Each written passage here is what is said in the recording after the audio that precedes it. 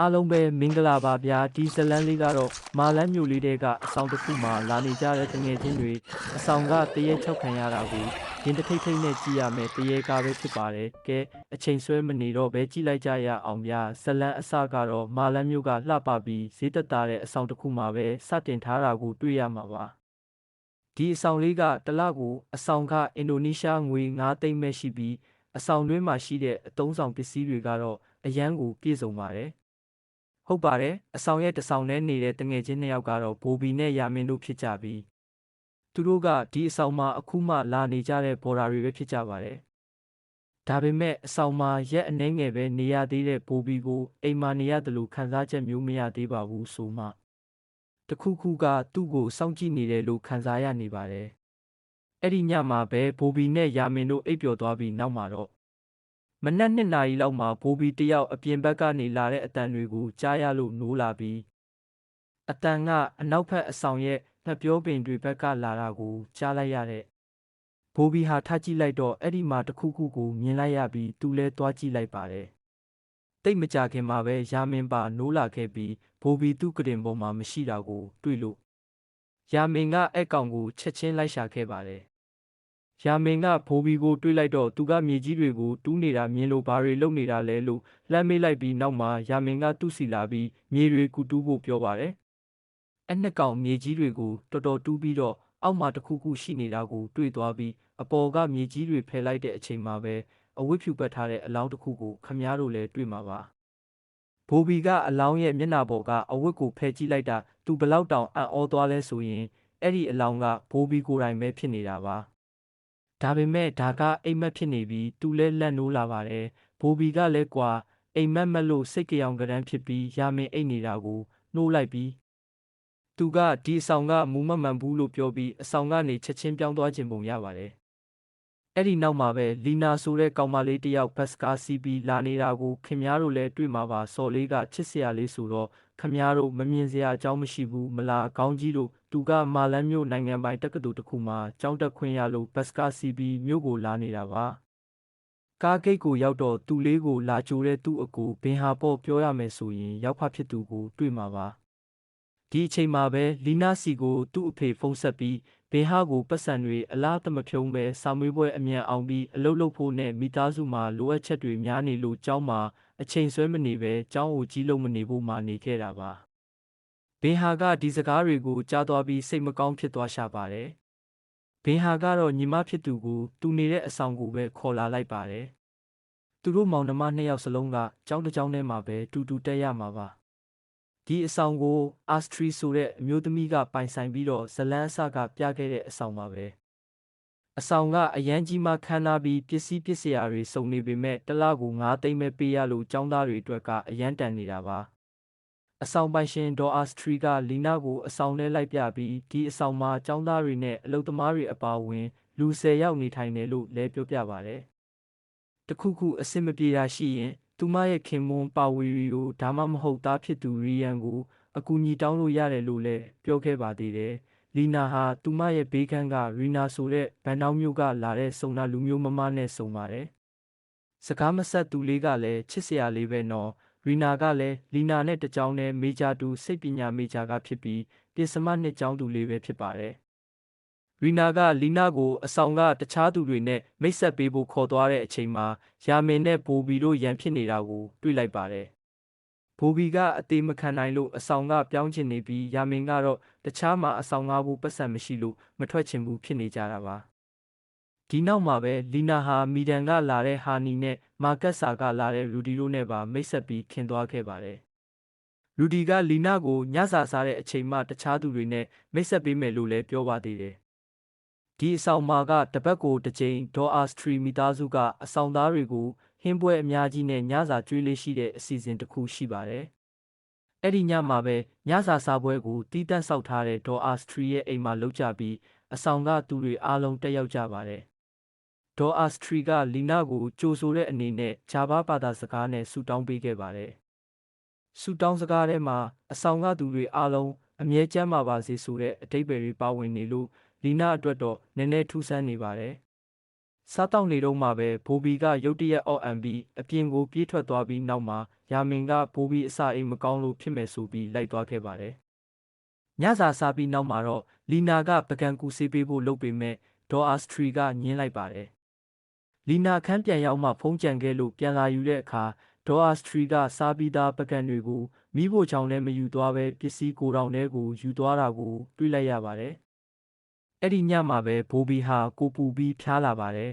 ။လီနာကယာမင်ကိုရေခဲရေနဲ့အဝတ်မအုပ်ဖို့အဖျားပိုတက်နိုင်တယ်လို့သတိပေးပါတယ်။ဘိုဘီကစိတ်ကြောင်ကတန်းဖြစ်နေပြီးအဆောင်နောက်ကငှက်ပြောတော်ထဲမှာအဝတ်ဖြူပတ်ထားတဲ့ပိုချွန်တရဲ့အကြီးကြီးတွဲလောင်းဆွဲနေတာကိုမြင်ခဲ့တယ်လို့ဘဲပြောပြနေပါတယ်။ဘိုဘီကစိတ်ပြက်တသားနဲ့အဲ့ဒီညမှာတင်အဆောင်ကနေထွက်သွားဖို့ဆုံးဖြတ်လိုက်ပါတယ်။ဘိုဘီထွက်သွားပြီးနောက်မှာအဆောင်ရဲ့မီးတွေပြတ်သွားပြီးဒေါ်အာစထရီရဲ့သားဖြစ်သူရီယန်လည်းရုတ်တရက်နေမကောင်းဖြစ်ကအခန်းထဲကပန်းတွေပါချက်ချင်းညှိုးနှမ်းသွားပါတယ်။နောက်ရက်မနက်မှာပဲလီနာနဲ့ရီနာပါဝင်အဆောင်သားအလုံးဟာတကိုယ်လုံးနာကျင်ကြိုက်ခဲပြီးအားမရှိသလိုဖြစ်ပြီးနိုးလာကြပါတယ်။လီနာကခေါင်းကိုက်ပြောက်ဆေးသွားတောင်းဖို့လုပ်ရင်းဒေါ်အာစထရီတို့လင်မယားကသူတို့သားရီယန်ရဲ့တကိုယ်လုံးအနာတွေဖြစ်နေတာကိုဆူတောင်းစာတွေဖတ်ပြီးကုပေးနေတာကိုချောင်းကြည့်မိလိုက်ပါတယ်။ဦးဝီဒီယိုကတွေ့သွားပြီးသူတို့အခန်းထဲကိုရှောက်မကြည့်ဖို့လီနာကိုသတိပေးလိုက်ပါတယ်။ညနေပိုင်းမှာလီနာကအကိုဖြစ်သူရဲ့ပါဆယ်ထုတ်ကိုတွားပေးရင်းငှက်ပြောတော်တဲ့ကအဆောင်ပိုင်ရှင်တွေရဲ့ကြောင်အော်တန်ကြားလို့တွားရှာရာကနေပိုချွန်တရဲတွဲလောင်းကြီးရှိနေတာကိုမြင်လိုက်ရပါတယ်။လီနာတရဲမြင်ပြီးအော်လိုက်တဲ့အတန်ကြောင့်ပဲအကိုဖြစ်သူနဲ့တခြားသူတွေရောက်လာတဲ့ခါမှာတော့တရဲကမရှိတော့ပါဘူး။လီနာကိုအဆောင်ပေါ်ပြန်ခေါ်လာပြီးတော့စိတ်အေးသွားအောင်ခဏလဲနေခိုင်းပြီးရီနာကရေချိုးခန်းခဏဝင်နေချိန်မှာပဲသူ့ဘေးမှာတရဲကထပ်ပေါ်လာပြီးခြောက်ပြန်ပါတယ်။ရီနာဟာတရဲကိုအနီးကပ်ကြီးမြင်လိုက်ရတာကြောင့်တော်တော်လေးလန့်သွားပြီးအော်လိုက်တာကြားလို့လီနာကရေချိုးခန်းနဲ့အမြန်ပြေးဝင်လာချိန်မှာတော့တရဲကမရှိတော့ပါဘူး။ကျောင်းသားတွေထဲမှာဘင်ဟာတယောက်ပဲတရဲရှိတယ်ဆိုတာကိုမယုံပဲအကြောက်လွန်ပြီးရှောက်ပြောနေတာလို့ထင်ခဲ့ပေမဲ့ခုတော့ရီနာပါ၆ခံရလို့ကြောက်ကုန်ကြပါပြီ။လီနာကသူ့ဖေစီဖုံးဆက်ပြီးအဆောင်ပြောင်းချင်တယ်လို့ပြောပေမဲ့အဖေကတော့ပတ်စံထက်မကုန်အောင်ဘင်ဟာကိုညီမဖြစ်သူအဆောင်မပြောင်းချင်အောင်နားချဖို့ပြောပါတယ်။ဘင်ဟာကလည်းလီနာကိုပြဿနာရှာတယ်ဆိုပြီးစိတ်ဆိုးဆိုးနဲ့စူပြီးတော့ထွက်သွားပါတယ်။တနာပါတယ်သူလေးကြောက်နေပါတယ်ဆိုမှကွာအဲ့ဒီညမှာဘိုးပြီးထွက်သွားတာကြောင့်အဆောင်ကလူတွေ9ယောက်ထဲဒေါ်အာစထရီတို့မိသားစုနဲ့ညစာထပ်စားမဲ့နေ့ရောက်လာပြန်ပါတယ်။ဒေါ်အာစထရီကလူ10ယောက်ပြည့်အောင်နောက်ထပ်အဆောင်နေမဲ့သူ1ယောက်လောက်ထပ်ရှာပေးဖို့သူတို့ကိုတောင်းဆိုပါတယ်။ညစာစားပြီးနောက်မှာတော့လီနာရီနာနဲ့ယာမင်တို့ကအဆောင်မှာထူးဆန်းတာတွေရှိနေလို့ဆရာပင့်ပြီးအိမ်ကိုမြစ်တာလာပို့ခိုင်းမှုပြောပေမဲ့ဒေါ်အာစထရီကစိတ်ဆိုးမှန်ဆိုးနဲ့ပဲညင်းလိုက်ပါတယ်။လီနာနဲ့ရီနာတို့အပြင်ကိုထွက်လာပြီးစကားပြောနေတဲ့အချိန်မှာဒေါ်အာစထရီကကိုထောင်ထဲကိုဝင်သွားတာမြင်လိုက်လို့အနောက်ကနေလိုက်ချောင်းကြည့်တဲ့အခါမှာတော့ဒေါ်အာစထရီကစားပြီးသားပကံတွေကိုကိုထောင်ထဲယူသွားတာကိုထပ်မြင်ရပြီးအထဲကနေထူးဆန်းတဲ့အတန်တွေကိုပါကြားနေရပါတယ်။ညပိုင်းရောက်မှရီနာကတီးကျင်စိတ်ကိုမအောက်နိုင်တော့လို့ကိုတောင်တကားကိုဖျက်ဖို့ပစ္စည်းရှာပြီးအထဲကိုတယောက်တည်းဝင်သွားပါတယ်။အဲ့ဒီမှာတရဲကအဆောင်သားတွေစားထားတဲ့ပကံထဲကအကြံတွေကိုရှာနဲ့လျက်နေတာကိုမြင်လိုက်ရချိန်ရီနာနောက်လန်လဲကျသွားချိန်မှာတရဲကသူ့အနားတိုးလာပြီးရှာရှည်ကြီးနဲ့ရီနာပါဇက်ထဲထိုးထည့်လိုက်ပါတယ်။နောက်ရက်မနက်မှာလီနာကရီနာကိုနှိုးဖို့သူ့အခန်းစီလာပေမဲ့ဘာတမ်းမှမကြားရလို့ဘေးပေါက်ကနေလှမ်းကြည့်လိုက်တော့အောက်မှာလဲနေတဲ့ရီနာကိုမြင်လိုက်လို့တခြားသူတွေကိုခေါ်ပြီးအခန်းထဲကိုဝင်လိုက်ချိန်မှာတော့အသက်မရှိတော့ပဲတောင်ကြီးလဲနေတာတွေ့လို့ဆေးရုံခေါ်သွားကြပါတယ်ဆေးရုံရောက်တော့ဆရာဝန်ကနှလုံးရက်ပြီးတေဆုံးတာလို့ပဲမှတ်ချက်ပေးပြီးရီနာမိဘတွေလည်းဝမ်းနည်းစွာနဲ့ရီနာအလောင်းကိုပြန်တည်သွားကြပါတယ်လီနာကဒေါ်အာစထရီကိုတောင်အကြောင်းသွားမေးပေမဲ့ဒေါ်အာစထရီကသားဖြစ်သူအော်ဒန်ကြားလိုက်လို့သွားကြည့်ချိန်မှာလီနာတို့လည်းနောက်ကနေလိုက်သွားကြည့်တော့အခြေအနေအတော်ဆိုးနေတာကိုမြင်လိုက်ရပါတယ်။ဦးဝီဒီယိုကတော့သူ့မိန်းမရဲ့လုပ်ရက်တွေကိုစိတ်ပြက်လာပြီးသားဖြစ်သူကိုကယ်ဖို့တနေရာကိုထွက်သွားပြီးပြန်ရောက်မှာတော့ရေမန်းပလင်းတစ်ခုကိုကင်ပြီးယူလာပါတယ်။လီနာကလည်းမြင်လိုက်ပြီးအိမ်ဘက်ကိုလိုက်ကြည့်တဲ့အခါဒေါ်အာစထရီကအသားစိမ်းတွေခုတ်နေတာကိုမြင်လို့လန့်သွားပြီးသူ့ကိုအခန်းထဲကိုလာပြောချိန် ဘင်ဟာကမယုံပဲမောင်နှမ2 ယောက်စကားများခဲ့ကြပါတယ်။ဦးဝီရီယိုကကိုတောင်လဲကိုပလင်းတဲကရေတွေဖြန်းလိုက်တဲ့အခါတရေကစိတ်တူသွားပြီးသူ့ကိုခြောက်လန့်နေပါတယ်။သူ့ကိုခြောက်ပြီးနောက်မှာတရေကထွက်လာပြီးတိုက်ခိုက်ကသူ့ရဲ့ရှာရှည်ကြီးနဲ့ဦးဝီရီယိုရဲ့ပါးစပ်ထဲထိုးထည့်ပြီးတက်ပစ်လိုက်ပြန်ပါတယ်။နောက်ရက်မှာဘင်ဟာကငှက်ပြောတော့တဲ့ရှောက်ကြည့်နေတော့မှဦးဝီရီယိုတယောက်ငှက်ပြောပင်မှာဆွဲကြိုးချတေဆုံးနေတာကိုတွေးလိုက်လို့အမေရီလို့အကျယ်ကြီးអော်လိုက်ပါတယ်။သူ့ရဲ့အော်တန်ကြောင့်အဆောင်ထဲကသူတွေပါပြေးထက်လာပြီးအကုန်လုံးအလောင်းကိုတွေ့သွားကြပါတယ်။ဒေါ်အာစထရီလည်းဝမ်းနည်းစွာပဲသူ့ယောက်ျားအလောင်းကိုမြေမြုပ်တကြိုခဲ့ကြပါတယ်။ဒါပေမဲ့အဆောင်သားတွေကဒေါ်အာစထရီတို့မိသားစုဟာအစ္စလမ်ဘာသာဝင်ဖြစ်ပေမဲ့တခါမှဝါမရှောင်ဝတ်မပြုတာကိုသိပြီးထူးဆန်းနေပါတယ်။လီနာကအားလုံးကိုဒီအိမ်မှာတရေရှိတယ်ဆိုတာပြောဖို့လှုပ်တုံးမီးတွေထပ်ပြတ်သွားပြန်ပါတယ်။ယောက်ျားလေးတွေကိုတောင်လဲသွားကြည့်တော့မိန်းပုံးတဲကပဒေကာကျနေပြီးပြန်တင်လိုက်တဲ့အချိန်သူတို့အနောက်ကကားပေါ်မှာတရေကထွက်လာပြီးကိုတောင်တကားတွေပိတ်သွားကခြောက်လန့်တာကြောင့်အတင်းယုံကန်ပြေးထွက်ခဲ့ရပါတယ်။အဲ့ဒီအတော်အတွင်းမှာအဆောင်သူလေးတွေကအခန်းထဲမှာမီးပြန်လာတာကိုစောင့်နေကြပါတယ်။သူတို့လည်းမီးကပြန်မလာသေးလို့သူတို့တဲက2 ယောက်ကကိုတောင်ဘက်သွားတဲ့အဖွဲ့တွေစီလိုက်သွားဖို့ကြောက်နဲ့ပဲထွက်လာခဲ့ကြပါတယ်။သူတို့ကရှိတဲ့လက်နှိပ်ဓမီလေးတွေနဲ့ထွက်လာခဲ့ပြီးတော့သူတို့လှေကားပေါ်အရောက်မှာလောက်ကောင်တွေအများကြီးမြင်လိုက်ရပြီးလှေကားရဲ့အပေါ်မှာတော့တရေကရောက်နေပြီးတော့သူတို့ကိုခြောက်လိုက်လို့အခန်းထဲကိုချက်ချင်းပြန်ပြေးခဲ့ကြရပါတယ်။အဲ့ဒီနောက်မိန်းကလေးတွေကပြတင်းပေါက်ကနေပြီးတော့အခန်းထဲကနေကြော်ထွက်လာခဲ့ကြပါတယ်။အဲ့ဒီနောက်သူတို့ကကိုတောင်မှရှိတဲ့အဖွဲ့တွေစီပြေးသွားကြပါတယ်။သူတို့ကအိမ်ထဲမှာတရေကိုမြင်ခဲ့တယ်လို့ဒေါ်အာစထရီစီကိုပြောပြခဲ့ပါတယ်။နောက်ရက်မှာတော့အဆောင်ကတချို့သူတွေကတရေကိုကြောက်တာနဲ့အဆောင်ကနေပြောင်းဖို့ကိုရွေးချယ်ခဲ့ကြပါတယ်။ဘင်ဟာလီနာပြီးတော့ယာမင်တို့ကတော့ပြောင်းဖို့မတတ်နိုင်လို့အဲ့ဒီမှာဆက်ရှိနေပါသေးတယ်။သူတို့မှာအဆောင်ပြောင်းဖို့ပတ်စံထပ်မတက်နိုင်တာကြောင့်သူတို့ရဲ့တငယ်ချင်းတွေကလည်းသူတို့ကိုအဆောင်တင်ငါဖို့ပတ်စံပေးပြီးကူညီပေးမယ်လို့လှမ်းပြောနေတဲ့အချိန်မှာပဲဒေါ်အာစထရီရောက်လာပြီးသူကလည်းသူတို့3 ယောက်ကိုဒီကနေမပြောင်းဖို့တောင်းပန်ခဲ့ပါတယ်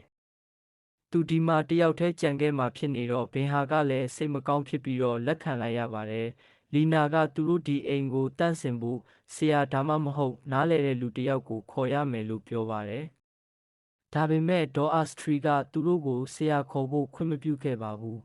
။သူမကိုယ်တိုင်ပဲသူမသိတဲ့သူကိုခေါ်မယ်ဆိုပြီးထွက်သွားခဲ့ပါတယ်။အဲ့ဒီညမှာဘိုဘီကကျောင်းဝင်းထဲကသူ့တငယ်ချင်းစီကနေဘင်ဟာရဲ့ဖုန်းနံပါတ်ကိုရခဲ့ပြီးဘင်ဟာစီဖုန်းခေါ်ခဲ့ပါတယ်။အဲ့ဒီအချိန်မှာဘိုဘီကသူတို့ကိုတတိထားဖို့ပြောပေးခဲ့ပါတယ်။အဆောင်ထဲမှာကစုံကဝေအတက်တွေရှိနေပြီး10 ယောက်ပြည့်တာနဲ့အဲ့ဒီကလူတွေတေးရမှာပါ။အဲ့ဒါကြောင့်အဆောင်မှာလူ10 ယောက်ပြည့်အောင်ဒေါ်အာစထရီကအမြဲစူးစမ်းနေခဲ့တာပါ။သူတို့မသေးချင်ရင်အဲ့ဒီကနေချက်ချင်းထွက်သွားရမယ်လို့ပြောလိုက်ပါတယ်။ပြီးတော့ဘိုဘီကသူတို့3 ယောက်ကိုအထုပ်တွေအမြန်သိမ်းခိုင်းထားပြီးဘင်ဟာတို့ကိုလာခေါ်ဖို့အဆောင်စီကိုထွက်လာနေခဲ့ပါတယ်။ဒါပေမဲ့သူတို့တွေပစ္စည်းသိမ်းနေလုံးရှိသေးတယ်ဒေါ်အာစထရီရောက်လာပြီးတော့ယာမင့်ကိုမေဆေးနဲ့အုပ်လိုက်ပြီးဘင်ဟာလာကြည့်ချိန်မှာတော့နောက်ကနေရိုက်လိုက်ပြီးတော့လီနာကိုပါထပ်ပြီးနောက်ကနေသွားရိုက်လိုက်ပါတယ်။သူတို့3 ယောက်လုံးကျိုးတုတ်ခံထားရပြီးတော့တတိပြန်ရလာတော့ဒေါ်အာစထရီကအမဲရောင်အစားအစာတွေကျွေးဖို့လုပ်ပါတယ်။သူမဟာဒါတွေကအပတ်တိုင်းကျွေးနေကြဟင်းဖြစ်ပြီးကြွက်သားကြွက်သွေးတွေနဲ့ချက်ထားတဲ့လှုပ်ဝက်ချက်ဖြစ်ကြောင်းဒါကြောင့်အဆောင်သားတွေကသူ့လက်ရာကိုဆွဲလန်းနေကြတာဖြစ်ကြောင်းပြောပြပါတယ်။အဆောင်သားတွေစားထားတဲ့ပကံကတတွေးတွေကိုမိစ္ဆာစီအနံ့ချင်းကသူတို့ရဲ့ဝိညာဉ်ကိုတရေစီပူဇော်နေတာနဲ့အတူတူပဲဖြစ်ပြီးဒေါ်အာစထရီကလွန်ခဲ့တဲ့နှစ်ကစီးပွားပြက်ပြီးတားဖြစ်သူရီယန်နေမကောင်းဖြစ်လို့ပိုချွန်တရေကိုကိုးကွယ်တဲ့ရွာတရွာမှာတွားရောက်ပြီးစာချုပ်ချုပ်ခဲ့ကြောင်းချမ်းသာလာပြီးတားဖြစ်သူကျမ်းမာလာပေမဲ့အပြန်လန်အနေနဲ့လူ10 ယောက်ရဲ့ဝိညာဉ်ကိုအမြဲပူဇော်ရကြောင်းဝန်ခံခဲ့ပါတယ်။ဒါကြောင့်လူ10 ယောက်ပဲဆက်တဲ့အဆောင်ကိုစောက်ခဲ့တာဖြစ်ပြီးတော့ အခုဘိုးဘီထွက်သွားပြီးလူမပြေလို့မိစ္ဆာကဒေါသထွက်ပြီးအဆောင်သားတွေရဲ့အားအင်တွေဆုပ်ယူပြီးခင်မွန်းဖြစ်သူနဲ့ရီနာတို့ကိုတပ်ပစ်ခဲ့တာဖြစ်ပါတယ်။တားဖြစ်သူပြန်ဖြားလာတာကိုကုသဖို့အတွက်အခုလီနာပင်ဟာယာမင်နဲ့အပြင်မှာထပ်ဖမ်းမိတဲ့ဘိုးဘီအပါအဝင်လူ၄ယောက်ရဲ့ဝိညာဉ်ကိုတခါတည်းပူဇော်ခံရတော့မှာပါ။ဒေါ်အာစထရီကယာမင်ကိုမြေအောက်ခန်းထဲခေါ်သွားပြီးတားဖြစ်သူရီယန်ကတော့ဒီအမှန်တရားကိုသိသွားပြီးနောက်တရက်ကဘင်ဟာတို့ကိုကက်ကြီးရှိတဲ့နေရာပြောပြပြီးကျိုးဖြေခိုင်းပါတယ်။ဘင်ဟာနဲ့လီနာတို့ကကျိုးပြတ်သွားပြီးနောက်မောင်နှမနှစ်ယောက်ထဲမပြေးပဲယာမင်ကိုကယ်ဖို့ကိုတောင်အောက်ကမြေအောက်ခန်းထဲဆင်းသွားကြပါတယ်။ဘင်ဟာကဓားကောက်တစ်ချောင်းယူသွားပြီးဒေါ်အာစထရီကိုအဝတ်နဲ့အုပ်အသက်ရှူချက်အောင်လုပ်ပြီးယာမင်ကိုကယ်ထုတ်ပြီးထွက်ပြေးပါတယ်။သူတို့ပြေးနေရင်နဲ့တရေတွေအများကြီးရှိတဲ့နေရာကိုရောက်သွားကြပါတယ်။သူတို့လည်းတရေတွေနာကလွတ်အောင်အသေးတန်ပြေးရင်နဲ့အပေါက်တစ်ခုကနေအပေါ်ထွက်လိုက်တော့ငှပြောတော့တဲ့ရောက်သွားကြပါတယ်။ဒါပေမဲ့အဲ့ချိန်မှာပဲဒေါ်အာစထရီကမတည်သေးပဲနောက်ကနေဘင်ဟာကျော်ကိုဓားနဲ့ခုတ်လိုက်ပါတယ်။အဲ့ချိန်မှာသူတို့လည်းဒေါ်အာစထရီလက်ကနေလွတ်အောင်ပြေးခဲ့ကြရပြန်ပါတယ်။သူတို့ပြေးရင်းနဲ့ပူဇော်ပွဲလုပ်တဲ့နေရာကိုရောက်သွားပြီးအဲ့ဒီမှာအဝတ်ပတ်ထားတဲ့အလောင်းတစ်ခုကိုတွေ့ပြီးယာမင်သွားကြည့်လိုက်တော့ဘိုဘီရဲ့အလောင်းဖြစ်နေခဲ့ပါတယ်။အဲ့ချိန်မှာပဲဒေါ်အာစထရီထက်ရောက်လာပြီးတော့ယာမင်ကိုဓားနဲ့ခုတ်လိုက်ပါတယ်။သူတို့၃ယောက်လုံးကိုထပ်မံတိုက်ခိုက်လို့ယာမင်တတိမေသွားကဘင်ဟာကလည်းဆက်မပြေးနိုင်တော့လို့လီနာကိုတယောက်တည်းပြေးခိုင်းပေမဲ့လီနာကမပြေးပဲဒေါ်အာစထရီနဲ့ကြားတပြန်ဗတပြန်တိုက်ကြပါတယ်။ဒါပေမဲ့လီနာလည်းဒေါ်အာစထရီရဲ့WWE ကင်ပေါက်ချက်အောက်မှာရိုက်နှက်ခံရပြီးတော့သတိလစ်သွားပါတယ်။ပြီးတော့ဒေါ်အာစရီကပူဇော်ပွဲကိုစလိုက်ပြီးတော့သူတို့အကုန်လုံးကိုအဝတ်ဖြူနဲ့ပတ်ထားပြီးခဲ့ပါပြီ။အဲ့ဒီချိန်မှာပိုချွန်တရေကအဝတ်ဖြူတွေဖယ်ချပြီးတော့ကြောက်မက်ဖွယ်မိစ္ဆာဘီလူးဖြစ်ပြောင်းလဲသွားပြီးပူဇော်ထားတဲ့ဘိုဘီရဲ့ရုပ်အလောင်းကိုစိတ်ကောင်တံပေါက်စားသလိုစားပါတယ်။ဘိုဘီအလောင်းကိုစားနေလုံးရှိသေးတယ်ဒီဘက်မှာဖမ်းခံထားရတဲ့လီနာစီကိုစားဖို့လှည့်ထွက်လာပါတယ်။အဲ့ဒီအချိန်မှာတားဖြစ်သူရီယန်ရောက်လာပြီးသူ့ကြောင့်နဲ့အပြစ်မဲ့သူတွေမသေးပါစေနဲ့တော့ဆိုပြီးသူ့အမေကိုပြောကာသူ့လက်ပင်သူလှီးပြီးအဆုံးစီရင်လိုက်ပါတယ်။ရီယန်တည်သွားတာကြောင့်မိစ္ဆာလည်းသူ့ရဲ့တကိုးတွေပြည့်ပြည့်သွားပြီးမီးလောင်ကပျောက်ဆုံးသွားပါတယ်။ဒေါ်အာစထရီလည်းသူ့သားတည်လို့ယူသွားပြီးသူ့ကိုသူတက်တည်သွားပါတော့တယ်။နောက်ဆုံးမှာတော့လီနာနဲ့ဘင်ဟာမောင်နှမနှစ်ယောက်စလုံးဘေးကင်းလွတ်မြောက်သွားပြီးမာလန်းမြို့ကဆေးရုံတစ်ခုမှာသူတို့မိဘတွေရဲ့ယာမင်ရဲ့မိဘတွေလည်းရောက်လာပြီးတော့မိသားစုတွေပိုမိုချစ်ခင်သွားကြရင်ဇလန်းပြီးဆုံးသွားပါတယ်။ကြည့်ရှုပေးကြတဲ့အတွက်ကျေးဇူးအထူးတင်ပါတယ်ဗျာ။